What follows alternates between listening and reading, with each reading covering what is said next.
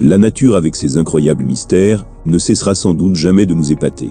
De l'eau emprisonnée pendant 1,5 milliard d'années dans une roche, aux chercheurs qui songent sérieusement à refroidir la Terre de manière artificielle, restez jusqu'à la fin pour découvrir ces faits insolites qui vous laissera sans doute au bord de la paille.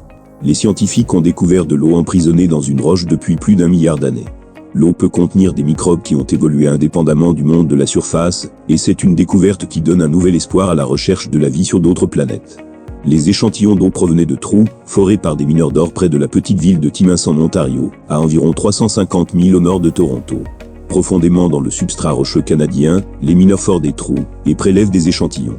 Parfois, ils touchent la saleté. Parfois, ils heurtent de l'eau qui suinte de minuscules crevasses dans la roche. Récemment, une équipe de scientifiques, qui avait enquêté sur des échantillons d'eau provenant d'autres mines, s'est approchée des mineurs, et leur a demandé du fluide provenant de trous de forage nouvellement forés.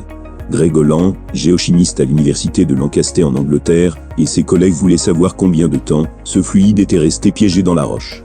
Ils ont donc examiné la désintégration des atomes radioactifs trouvés dans l'eau et calculé qu'elle avait été embouteillée pendant une longue période, au moins 1,5 milliard d'années.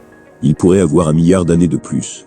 Cela signifie que l'eau était scellée dans la roche, avant que les humains n'évoluent, avant que les ptérosaures ne volent, et avant la vie multicellulaire. Comme Holland l'a annoncé dans la revue Nature, il s'agit de la plus ancienne cache d'eau jamais trouvée. Mais comment s'est-il retrouvé sous cette mine d'or, dans le nord-est du Canada? D'où vient-il? Les fluides que nous voyons maintenant sont en fait des préservations d'anciens océans. Il y a environ 2,7 milliards d'années, le paysage de la petite ville de Timmins était un peu différent. Sous les mers préhistoriques, les plaques tectoniques se répandaient, et le magma jaillissait pour former une nouvelle roche. Au fur et à mesure que la roche mûrissait sous la chaleur et la pression, de l'eau était emprisonnée dans de minuscules fissures.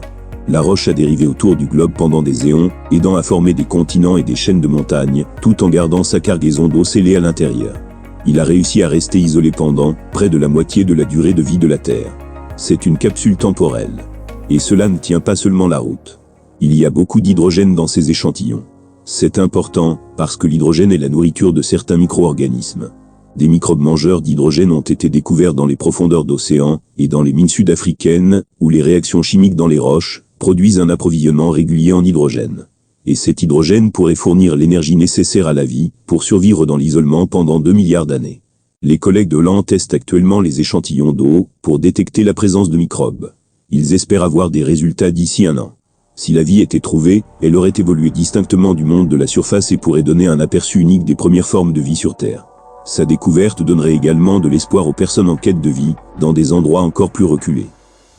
Carol Stoker, chercheuse scientifique sur la vie sur Mars à la NASA, pense que si vous revenez à la toute première histoire de la Terre et de Mars, en quelque sorte, le 1er milliard d'années après le refroidissement des surfaces, les planètes Terre et Mars se ressemblaient beaucoup.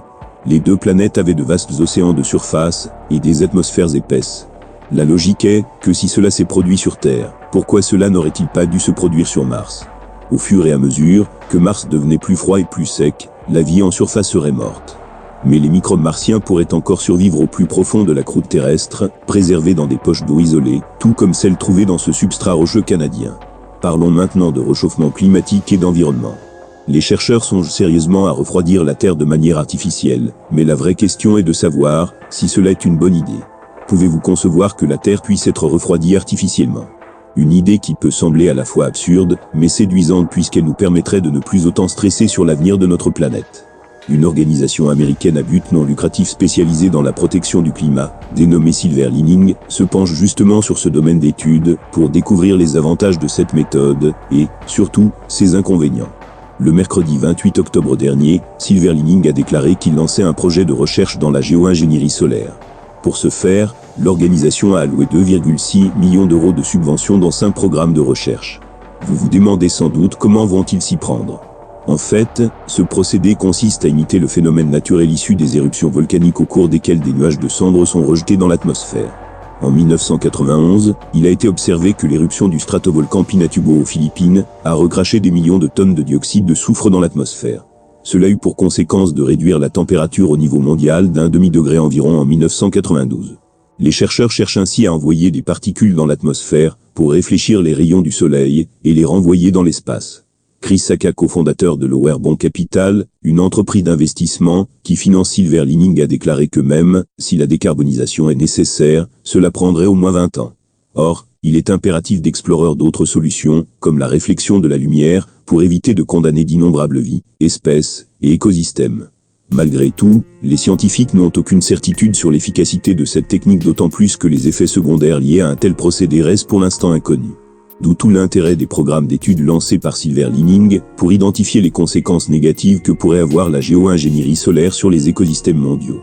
Par ailleurs, plusieurs responsables dans le monde se mobilisent pour rechercher des solutions aux problèmes climatiques.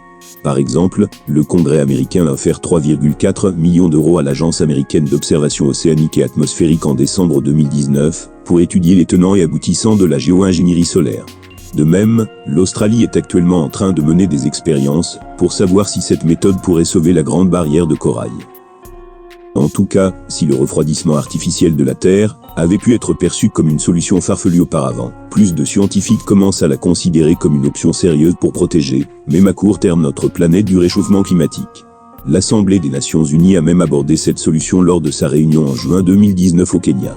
La géo-ingénierie solaire nous évitera-t-elle le désastre climatique ? Dites-nous votre réponse dans les commentaires. Voici un autre fait insolite que vous ne savez pas certainement. Une étude révèle que la pollution de l'air pourrait entraîner une perte irréversible de la vision. Des scientifiques ont récemment publié une étude alarmante dans le British Journal of Ophthalmology. L'étude révèle effectivement que la pollution de l'air et la dégénérescence maculaire pourraient être liées. L'Organisation mondiale de la santé estime que plus de 90% de la population mondiale vit dans des endroits où la pollution de l'air dépasse les limites fixées pour les polluants représentant un danger pour notre santé. Les polluants qui préoccupent le plus les scientifiques sont les particules fines, comme la poussière ou la suie, l'ozone troposphérique, le dioxyde d'azote, le dioxyde de soufre, ainsi que les autres gaz issus des voitures, de l'industrie lourde et des feux de bois. Parmi ces polluants, les particules fines, qui font moins de 2,5 micromètres, seraient les plus dangereux étant donné qu'elles peuvent s'introduire dans nos poumons et se retrouver dans notre sang, provoquant alors une inflammation.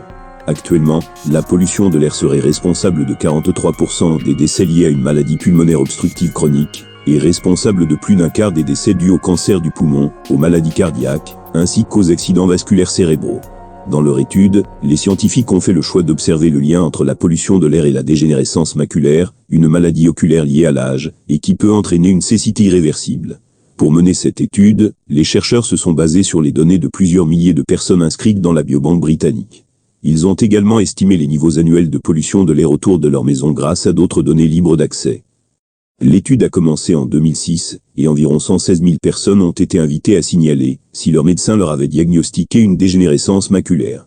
Parmi ces participants, 52 000 personnes se sont fait examiner la vue et mesurer la rétine pour suivre le changement de leur santé oculaire. Les résultats de l'étude ont révélé que les personnes les plus exposées à des particules fines dans l'air avaient les taux les plus élevés de dégénérescence maculaire. Les scientifiques ont également observé un changement de l'épaisseur de la rétine chez les participants exposés à d'autres polluants, comme le dioxyde d'azote. Les chercheurs avancent également que la pollution de l'air peut affecter l'œil de manière détournée, soit par l'inflammation, soit par le stress oxydatif, deux mécanismes de défense du corps pour lutter contre les matières étrangères et éliminer les corps chimiques. Toutefois, des recherches ultérieures seront nécessaires pour confirmer l'existence de ce lien. Les scientifiques ont déclaré que cette pollution de l'air pouvait être contrôlée et les maladies évitées si les villes et les pays passent à des sources d'énergie non polluantes, encouragent les déplacements actifs, améliorent les réseaux de transport et repensent les processus industriels d'élimination des déchets. Bien que le scientifique reconnaisse volontiers que ces changements ne seront pas faciles à mettre en œuvre, il assure que les outils techniques, institutionnels et politiques nécessaires pour contrôler la pollution atmosphérique sont déjà à portée de main. Bon, on se retrouve pour le prochain épisode.